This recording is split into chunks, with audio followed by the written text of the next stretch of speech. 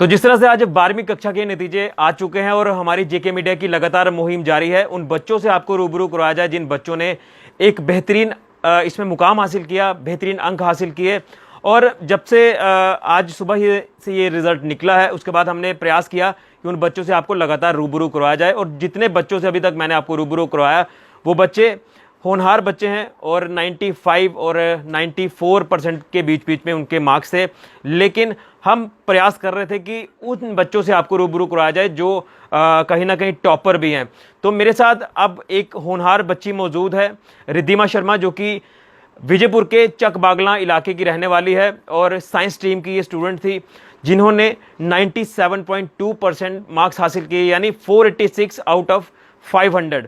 तो एक मैं सुबह से यही आपको बता रहा हूं कि लगातार हम जितने भी इंटरव्यू कर रहे हैं बच्चों से, उसमें हमने देखा कि मैक्सिमम लड़कियां सामने आ रही हैं और बेटियां, मैं पहले दिन से ही आपको बताता आ रहा हूं कि बेटियां देश की आन बान और शान हैं और बेटियां अब लगातार कंधे से कंधा पुरुषों के साथ बराबर मिला रही हैं। लेकिन दाद देनी होगी बेटियों की कि अपने देश का नाम रोशन कर रही हैं, अपने स्टेट का नाम रोशन कर रही है, माता पिता का नाम रोशन कर रही है और स्कूल का नाम भी रोशन कर रही है। तो हमें ये समझना चाहिए कि वाकई में आने वाले दिनों में जो देश का भविष्य है वो बेटियों के हाथ में ज़रूर होगा। तो मैं अब रिद्धिमा से जानना चाहूँगा, रिद्धिमा जो कि एसपी स्मार्ट स्कूल की स्टूडेंट है और 97.2% मार्क्स, यानी एक बेहतरीन अंक आप इसे कह सकते हैं। तो जानने का प्रयास करेंगे रिद्धिमा से कि किस तरह से ये पूरी अचीवमेंट हासिल की, कितनी मेहनत करनी पड़ती है, क्योंकि यही से हम शुरुआत कर रहे हैं कि मेहनत, यानी मेहनत अगर आप लगन से करते हैं तो आपको कोई भी प्रॉब्लम नहीं आएगी और आप जो भी आपने टारगेट सेट किया है, जो भी आपने गोल सेट किया है, फिर आप उस अचीव करने में बड़ी आसानी से उसे आप अचीव कर सकते हैं। तो रिद्धिमा, सबसे पहले तो जेके मीडिया की तरफ से आपको बहुत बहुत शुभकामनाएं। आपने 97.2% मार्क्स हासिल किए। तो सबसे पहले यही जानूंगा कि जब रिजल्ट निकलने वाला था तो माइंड में क्या कुछ चल रहा था कि यार रिजल्ट आने वाला है तो पता नहीं कैसा होगा, तो उस समय कैसी फीलिंग्स आ रही थी आपको? सबसे पहले तो थैंक यू। जब रिज़ल्ट आने वाला था तब बहुत ज़्यादा कन्फ्यूज़न थी, स्ट्रेस था कि कैसा होगा, क्योंकि पेपर तो दिया बट फिर भी एंड रिज़ल्ट तो जो चेक करता है उसके हाथ में होता है और एंड में कुछ भी हो सकता है, क्योंकि उस टाइम हम बहुत स्ट्रेस में होते हैं जब हम पेपर देते हैं। तो टेंशन तो थी बट फिर भी कॉन्फिडेंस था कि हाँ मार्क्स अच्छे आएंगे, क्योंकि जितना किया था उस पर कॉन्फिडेंस था। तो अच्छा ही हुआ जो हुआ, फाइनली अचीव हुआ। Yes. तो कितनी आपने मेहनत की थी, क्योंकि 12th क्लास जो होती है यहीं से आपका आगे जो फ्यूचर प्लान्स है वो चेंज होना शुरू हो जाते हैं। तो कितनी मेहनत आपने की थी इस मुकाम को हासिल करने के लिए? मेहनत कंसिस्टेंट होनी चाहिए। एक अगर आप दिन के 5-6 घंटे भी रोज़ पढ़ते हो तो वो पूरा है, मतलब वो काफ़ी होता है आपके लिए। अगर इतनी ही मेहनत अगर आप रोज़ करते हो तो उतनी ही मेहनत की थी, ना कुछ ज़्यादा ना कम, पर रिज़ल्ट अच्छा आया है। जो मेहनत की थी वो काम आई है। लेकिन इसके साथ साथ अगर बात करें तो मेन इसमें रहता है कि आपको पीछे सपोर्ट कैसी मिल रही है, पेरेंट्स का सपोर्ट आपको कितना मिला टाइम टू टाइम, क्योंकि मॉरल सपोर्ट की काफ़ी ज़्यादा ज़रूरत होती है। और अगर टीचर्स की बात करें तो स्कूल में टीचर्स ने किस तरह से सपोर्ट किया आपको? हाँ, पेरेंट्स और टीचर्स का सपोर्ट तो बहुत रहा है। स्पेशली हमारे टीचर्स ने तो बहुत ही ज़्यादा सपोर्ट किया है हमें। टाइम टू टाइम कोई भी डाउट हो किसी भी टाइम आप पूछ सकते हो, आपको कभी नहीं मना करेंगे। पेरेंट्स ने बहुत ज़्यादा सपोर्ट किया। अगर आपको रात को भी कुछ चाहिए तो वो भी प्रोवाइड किया जाएगा, मतलब किसी तरह की कोई कसर नहीं छोड़ी किसी ने भी। आगे बढ़ने से पहले मैं शुरुआत यहाँ से करना चाहूँगा कि अगर बात करें, अब एक हायर स्टडीज़ थी 12th, लेकिन कहीं ना कहीं जो अपने स्ट्रीम सेलेक्ट की थी उस स्ट्रीम की अगर बात करें तो आप कंफर्टेबल थे? हाँ, स्ट्रीम तो मेरे को यही चाहिए थी, कंफर्टेबल थी। इसमें मुझे एक्सपर्ट थी, मतलब मुझे कॉन्फिडेंस था, इस स्ट्रीम पे कॉन्फिडेंस था, तो मैंने यही स्ट्रीम सेलेक्ट करना चाहती थी मैं शुरू से। तो यही था। कुछ बच्चे होते हैं जब 12th क्लास में आते हैं तो उनका शुरुआत से कईयों का फोकस इतना नहीं बनता, लेकिन उन्हें पता होता है कि हायर क्लास है तो हमें अचीव करना है। तो कई बच्चे स्टार्टिंग में नहीं पढ़ते, बाद में एग्ज़ाम टाइम में पढ़ते हैं। क्या आपका इस तरह से अगर बात करें तो कैसा शेड्यूल था आपका, किस तरह से शेड्यूल आपको पूरा मैनेज करना पड़ रहा था? शेड्यूल तो शुरू से ही बनाना पड़ता है कि टीचर्स ने, पेरेंट्स ने जो सपोर्ट दिया तो शुरू से ही वैसा शेड्यूल बनता गया और वो एंड तक फॉलो किया। ज़्यादा मेहनत तो नहीं होती है, ये नॉर्मली शेड्यूल था मेरा, कुछ ज़्यादा नहीं था, बट कंसिस्टेंसी ही रंग लाती है एंड में। और जो शेड्यूल इतना कोई हाई फाई भी नहीं, ना आपको ज़्यादा देर तक जागना है, ना सुबह जल्दी उठना है, बट अगर आप वो नॉर्मल जो टीचर्स आपको रिकमेंड करें या पेरेंट्स आपको रिकमेंड करें, अगर आप उसे ही फॉलो करते जाओ तो वो सब काम करता है, वो ही रिजल्ट देता है एंड में। तो कोई आपने ट्यूशन वगैरह कोई रखी थी आपने? नहीं, ट्यूशन नहीं थी कोई भी, स्कूल से खुद सेल्फ स्टडी करके वही सब था। वही सब था। तो जिस तरह से एग्ज़ाम टाइम हो या स्टडीज़ का टाइम हो तो बच्चा कई बार स्ट्रेस में भी आता है कि यार अब थोड़ा सा रिलैक्स करते हैं, बाद में भी हम स्टडी कंटिन्यू कर सकते हैं। तो स्ट्रेस को दूर करने के लिए क्या फंडे आप अपनाते थे? स्ट्रेस को दूर करने के लिए यही कि थोड़ी देर कोई वीडियो सुन ली मोटिवेशनल, कोई फ़नी कार्टून देख लिया या कुछ भी जो माइंड को रिलैक्स करता है, गाने सुन लिए या थोड़ी देर बाहर आके पेरेंट्स से बात कर ली। टीचर्स ने भी बहुत सपोर्ट दिया, उन्होंने भी हमें बताया कि स्ट्रेस लेने की कोई ज़रूरत नहीं है, क्योंकि एंड टाइम पे अगर आप सारा भार पहले ही एंड के लिए छोड़ दोगे तो स्ट्रेस होगा, पर अगर आप पहले से ही डिवाइड करते जाएंगे तो स्ट्रेस की कोई बात ही नहीं होती है।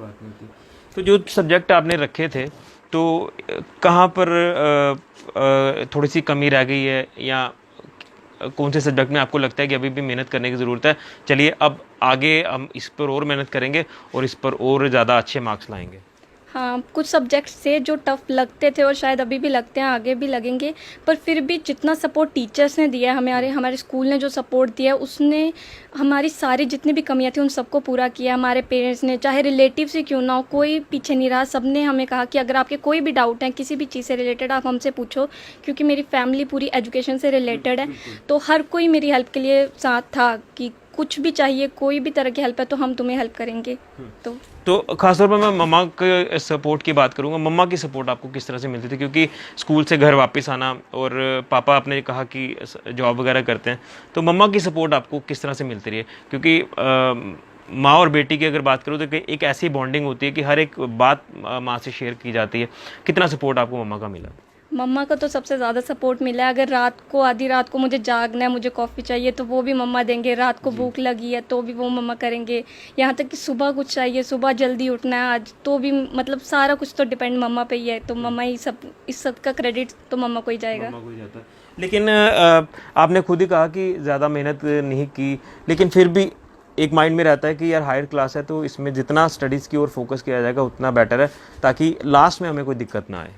यही है कि डिवाइसेस से दूर रहना है, जितने भी फ़ोन, लैपटॉप, इससे थोड़ा कम यूज़ करना है, क्योंकि मेरे पास कोई पर्सनल डिवाइस नहीं है, मैं नहीं यूज़ करती हूँ। और पेरेंट्स का भी तभी यूज़ करना है जब कोई आपको पढ़ाई के लिए चाहिए। इस तरह से सोशल मीडिया साइट्स ये बहुत हद तक हमें डिस्ट्रैक्ट करती है हमारी स्टडीज़ से, तो उसी से दूर रहना है। बाकी कंसिस्टेंट 5-6 घंटे काफ़ी होते हैं पढ़ाई के लिए आपकी, अगर आप स्कूल के बाद पढ़ें तो। लेकिन जिस तरह से जम्मू कश्मीर यूटी में इंटरनेट की काफ़ी दिक्कत है, 2G इंटरनेट चल रहा है और 4G तो चल ही नहीं रहा, लेकिन अगर आपको कोई स्टडी मटेरियल आपको नेट से चाहिए होता था तो फिर आप किस तरह से मैनेज करते थे? मैनेज हो जाता था। हमारे टीचर्स थे, उन्होंने हमें कॉन्टैक्ट नंबर दिए थे कि हमें पूछ सकते हो, आप हमें कॉन्टैक्ट कर सकते हो, कोई भी तरह का डाउट है आपको। स्कूल ने हमें ऑनलाइन साइट्स प्रोवाइड की थी कि हम आपको रिकमेंड करेंगे, 2G की स्पीड पे भी ये चलेगा और आपको किसी भी तरह की कमी नहीं आने देंगे हम, कुछ भी आपका रहना नहीं चाहिए। वो सब हेल्प स्कूल और टीचर्स ने की है यहाँ तक, एंड तक की है। नॉन मेडिकल स्ट्रीम, तो क्या कुछ अब अपने आगे के टारगेट सेट किए हैं कि मुझे ये अचीव करने हैं? क्या आपका एम है, अब आगे क्या बनना है आपने? आगे मुझे टीचिंग, क्योंकि मेरी फैमिली में सारे टीचिंग प्रोफेशन से हैं, तो मुझे भी इसी लाइन में जाना है, स्कॉलर्स, PhD वगैरह से। तो मेरा यही एम है कि मैं टीचिंग लाइन में आऊँ। जो प्रोफेशन मेरी फैमिली में है वही मेरा, उसी में मेरा इंटरेस्ट है, तो मैं उसी में ज्वाइन करना चाहूँगी। उसी में ज्वाइन करना चाहती हूँ, यानी कि जैसे आपकी फैमिली में टीचर्स हैं, एक और टीचर जो वो आने वाला है अब। हाँ, एक और टीचर, क्योंकि मेरी फैमिली में टीचर्स हैं, लेक्चरर्स हैं, प्रोफेसर्स हैं, सब इसी, मैक्सिमम लोग इसी प्रोफेशन से हैं, तो मैं भी उसी में ज्वाइन करूँगी। इसके साथ साथ आपके कोई ऐसा इंटरेस्ट, आपकी हॉबीज़ या पढ़ाई के साथ साथ कुछ एक्टिविटीज़, को करिकुलर एक्टिविटीज़ हो जाए, उसमें एक इंटरेस्ट आपका पढ़ाई के साथ साथ? मेरा रीडिंग में इंटरेस्ट है, राइटिंग में इंटरेस्ट है, मैं उसको कंटिन्यू रखना चाहती हूँ, क्योंकि वो तो लाइफ लॉन्ग हेल्प करता ही करता है। जब आपको रीडिंग की हैबिट हो तो वो आपको, चाहे आपने सिविल सर्विसेज में जानो, कुछ भी हो, वो हैबिट तो आपको होनी चाहिए। तो बस वही इंटरेस्ट है मेरा। यानी कहीं ना कहीं इशारा हम ये समझ सकते हैं कि सिविल सर्विसेज की तरफ आप जा सकते हो, शायद शायद अगर मन हो, अगर मैं चाहूँ तो मेरे पास एक ये अपॉर्चुनिटी भी है, ये ऑप्शन भी है, बट मेन तो मेरा टीचिंग प्रोफेशन है। Main teaching. लेकिन कुछ लोग होते हैं कि 12th में जब नॉन मेडिकल या नॉन मेडिकल रखते हैं तो उनका एक ही एम होता है, या डॉक्टर या फिर इंजीनियर। तो क्या इसके अलावा भी कई सारे ऑप्शंस हैं आपके पास? ऑप्शंस बहुत होते हैं। इंजीनियरिंग के बाद भी आप अलग अलग ऑप्शंस ट्राई कर सकते हैं। ऑप्शंस हमेशा सबके पास रहते हैं। अगर एक बंद होता है तो दूसरा रहता ही रहता है। तो ऑप्शंस होते हैं, वो आपको डिसाइड करना है कि आपका इंटरेस्ट कहाँ है या आप कहाँ प्रॉफिट ढूंढ सकते हो, आपको कहाँ पसंद है, वो आपकी चॉइस होती है। वो आपकी चॉइस होती है। अच्छा, मम्मा का सपोर्ट तो आपने बता दिया, पापा किस तरह से सपोर्ट करते थे? पापा सब कुछ प्रोवाइड करेंगे, मतलब कुछ कहो तो पापा कभी मना नहीं करते कि आपको ये चाहिए तो मैं ला दूंगा। और पापा से कहने की ज़रूरत भी नहीं पड़ रही है, सब कुछ तो खुद ब खुद मिल गया हुआ है। कुछ चाहिए ही नहीं, मतलब कुछ मांगना नहीं पड़ा, वो सब कुछ प्रोवाइड, उन्हें पता है कि ये चाहिए तो वो ला देंगे, खुद ही ला देंगे, उन्हें बोलना नहीं पड़ता है। बोलना नहीं पड़ता। अच्छा, उन बच्चों को क्या मैसेज देना चाहते हैं जो अभी 12th में आएंगे, तो किस तरह से वो स्टडीज़ अपनी जारी रखें ताकि उनके ऊपर भी कोई प्रेशर ना पड़े? किस किस शेड्यूलिंग के हिसाब से उनको इस पूरे शेड्यूल को मैनेज करना है? शेड्यूल यही है कि जैसे आपका सेशन शुरू होता है, अगर आप शुरू से ही जो आपको काम मिल रहा है अगर आप उसको साथ लेके चलते रहें, थोड़ा थोड़ा रोज़ करें, तो फिर आपको एंड में बर्डन नहीं आता है वो, क्योंकि आपने रोज़ कंसिस्टेंटली वो किया है, आपको आदत हो गई है वो सब। प्रेशर की फिर प्रेशर भी नहीं रहता, क्योंकि आपको उतना पढ़ने की, उतना शेड्यूल रखने की आदत हो जाती है।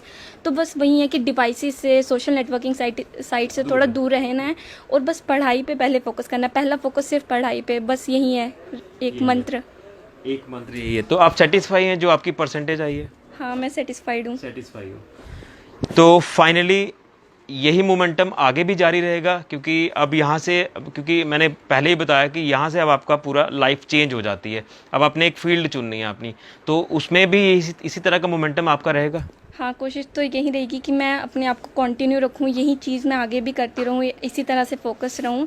बट आगे देखना पड़ेगा सिचुएशन कैसी होती है। सिचुएशन कैसी होती है, तो चलिए, सिचुएशन कैसी भी हो, जिसने सोचा हुआ है मेहनत करनी है वो ज़रूर कामयाब होता है। तो रिद्धिमा, एक बार फिर से जेके मीडिया की तरफ से आपको बहुत बहुत शुभकामनाएं। Thank you. तो मैं आपको बताना चाहता हूं कि हमारी ये लगातार कोशिश आगे भी जारी रहेगी, लेकिन रिद्धिमा का साफ तौर पर कहना है कि ऑप्शंस की अगर बात करें तो कई सारे ऑप्शंस होते हैं, लेकिन अभी इन्होंने अगर बात करें तो शायद सिविल सर्विसेज में भी जा सकते हैं, लेकिन टीचिंग लाइन में ये आना चाहते हैं, तो शायद एमएससी वगैरह आप आगे करेंगे। तो हमारा यही प्रयास था कि आपको बच्चों से लगातार रूबरू करवाया जाए, क्योंकि बच्चों को एक मॉरल सपोर्ट तो पेरेंट्स के द्वारा दी जाती है। टीचर्स भी पूरा फुल सपोर्ट करते हैं, डाउट्स उनके क्लियर करवाते हैं टाइम टू टाइम, क्योंकि हायर स्टडीज़ हैं 12th, क्योंकि ये आपका ज़िंदगी का मेन पड़ाव होता है, यहाँ से आपकी लाइफ आगे चेंज होती है।